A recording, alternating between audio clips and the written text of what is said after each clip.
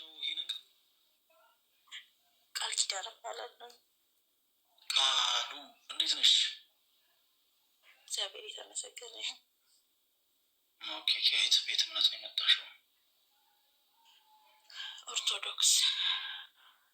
ኦኬ፣ እሺ። ለምን ነበር ሪኩዌስት የላክሽልን? ምን መሰለህ ፈለገ፣ ማለት ስጀምርልህ ከመጀመሪያ ታናሽ ወንድም ነበረኝ እና እንትን የክርስትናው አካባቢ ላይ ይታመማል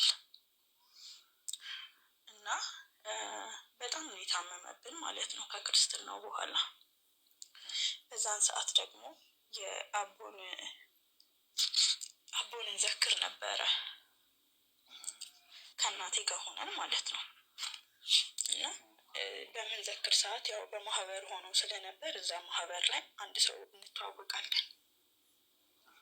ያ ሰው ምን ይለናል?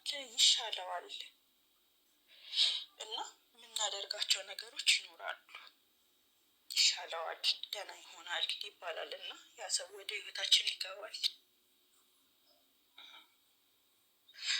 አሁን ኦልሞስት ወንድሜ 6 ዓመት ሆኖታል። ይሄ ይሻለዋል ያለን ሰውም ወደ ህይወታችን ከመጣ 5 ዓመት ምናምን ይሆናል። አሁን አመት ሆኖታል ከኛ ህይወት ከወጣ።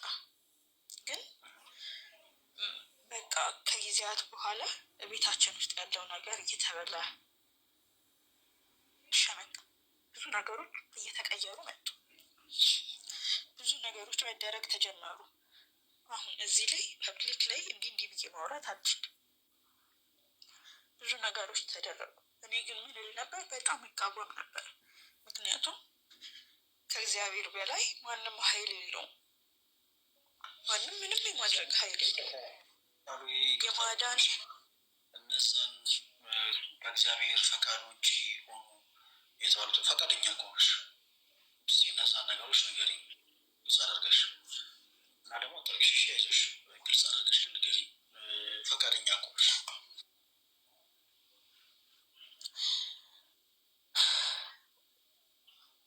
ምን መሰለክ፣ እንደዚህ በቡና አካባቢ ያሉ ነገሮች፣ የሚደረጉ ነገሮች ብዙ ነገሮች ናቸው። እኔ ግን ምን እል ነበር? በቃ ከእግዚአብሔር በላይ ማንም ኃይል የለውም። እናቴም ግራ ገባት። ታውቃለህ፣ ግራ ተጋባች። ግራ በገባት ሰዓት ይሄ ነገር ገባ እና እቃወም ነበር። አይሆንም እል ነበረ። ከእግዚአብሔር በላይ ማን አለ?